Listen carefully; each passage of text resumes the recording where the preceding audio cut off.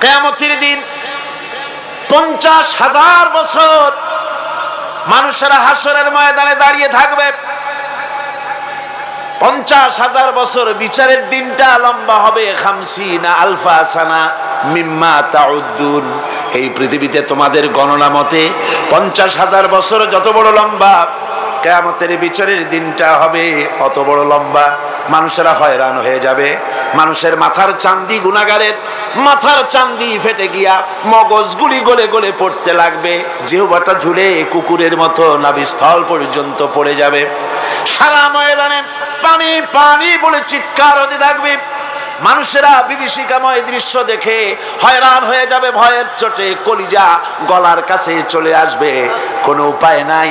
মানুষেরা হয়রান হয়ে গিয়ে হযরত আদম আলাইহিস সালামের কাছে যাবেন। আল্লাহর কাছে একটু সুপারিশ করেন, আমাদের বিচার হয়ে যাক। হযরত আদম বলবেন, আমার দ্বারা সম্ভব নয়। আমি নিজে আল্লাহর এক হুকুমকে ভঙ্গ করেছিলাম। জানি না আল্লাহ রাব্বুল আলামিন আমার সাথে আজকে কি ব্যবহার করেন। মিয়া সাহেব মাথা খাটান, বুদ্ধি খাটান, চিন্তা করেন আকল দিয়ে, বিবেক দিয়ে। আবাল বাশার আদম আলাইহিস সালাম আল্লাহর দরবারে কথা বলতে সাহস পাবেন না। বলবেন নূহের কাছে যাও। নূহ আলাইহিস সালাম বলবেন আমি পারবো না। ইব্রাহিমের কাছে চলে যাও। ইব্রাহিম আলাইহিস সালাম বলবেন আমিও পারবো না। সকলে এক এক অজুহাত দিবেন। বলবেন যাও মুসা আলাইহিস সালামের কাছে, তিনি বলবেন আমিও পারবো না। যাও ঈসা আলাইহিস সালামের কাছে। হযরত ঈসা বলবেন আমি তো পারবোই না, কারণ গোটা পৃথিবীর শত শত কোটি নাসারা আমারে আল্লাহর ছেলে বলেছে, আমি তো তাদেরকে কথা বলতে পারি নাই। জানি না আজই হাসরের ময়দানে আল্লাহ রাব্বুল আলামিন আমার সাথে কি ব্যবহার করেন।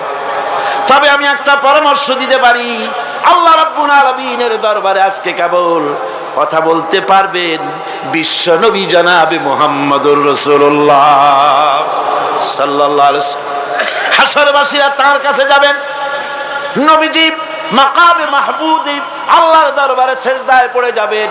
এই সেজদায় কত কাল চলে যাবে আল্লাহ পাক ভালো জানেন। সেজদায় পড়ে শুধু কাঁদতেই থাকবেন। রব্বুল আলামিন বলবেন হাবিব মাথা উঠান, আপনার দরখাস্ত আমি আল্লাহ রব্বুল আলামিন মঞ্জুর করে নেব। সুবহানাল্লাহ বিহামদিহি।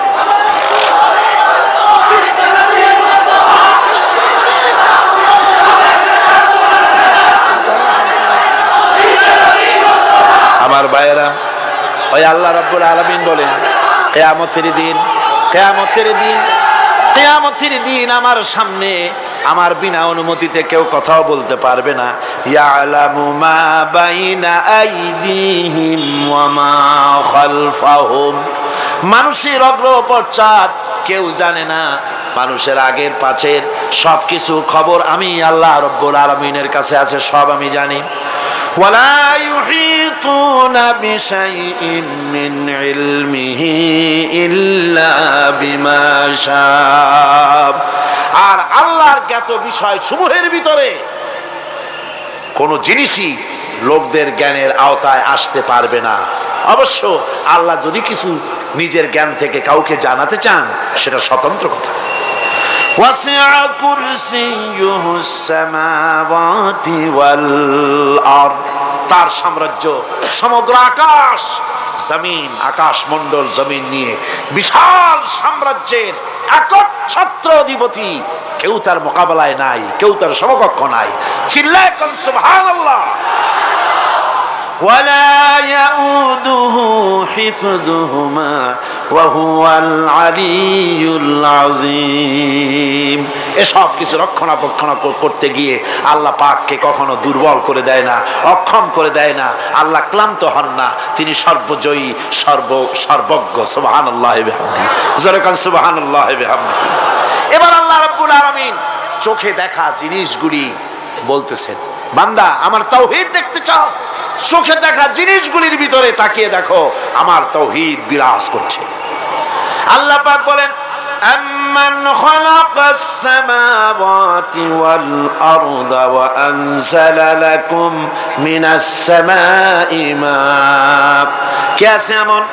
তিনি কে যিনি আসমান থেকে পানি বর্ষণ করেন, তিনি যিনি সৃষ্টি করেন এবং তোমাদের খাবারের জন্য, জমিনের ফসলের জন্য আকাশ থেকে বৃষ্টি বর্ষণ করেন, কে? তিনি কে? আল্লাহ ছাড়া। এবং ওই বৃষ্টির পানি দিয়ে জমিন থেকে ফসল উদ্গত করে দেন। তোমরা কি নিজেরা এই ফসল উদ্গত করতে পারো? তোমরা নিজেরা তো পারো না। আমি আল্লাহ রাব্বুল আলামিন আকাশের পানি দিয়া, বৃষ্টি দিয়া জমিনের ফসলগুলি উদ্গত করে দিয়ে তোমাদের খাবারের বন্দোবস্ত করি। আইলাহুম মাআল্লাহি বাল হুম কওমুন ইয়াদিলুন। আমি আল্লাহর সাথে এসব কাজের মধ্যে আল্লাহর সাথে কোনো অংশীদার আছে নাকি কেউ? জোরে বলেন, আছে নাকি কেউ?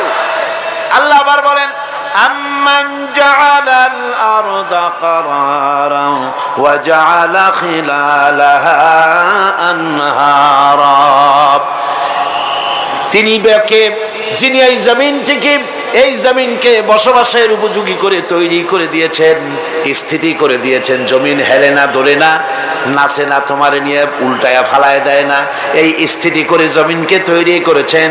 আর জমিনের উপরে নদ নদী প্রবাহিত করে দিয়েছেন তিনি বাকে। তিনি তো একমাত্র আল্লাহ রাব্বুল আলামিন। পাহাড় দিয়া জমিনটাকে, পাহাড় দিয়া এমন ভাবে টাইট করে দিয়েছেন যাতে করে জমিন তোমাকে নিয়ে নড়াচড়া করতে না পারে।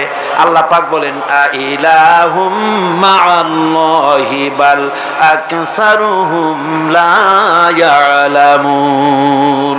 এসব কাজে আল্লাহর সহযোগী আছে নাকি কেউ? জোরে বলেন, আছে। সুতরাং তোমাদের অনেকেই এসব কথা বুঝতে পারো না, চিন্তা করো না। তোমাদের সমস্ত বিপদ আপদ মুসিবত সব সময় সব জায়গায় আমার সাহায্য বর্তমান। তাওহীদ ছড়িয়ে আছে পৃথিবীর সর্বত্র, আকাশে, জমিনে, মহাশূন্যে। এসবগুলি দেখে এর দ্বারা তোমরা হেদায়েত নিতে পারো। ভাইরা আমার, এই তাওহীদে পরিপূর্ণ বিশ্বাস করতে হবে।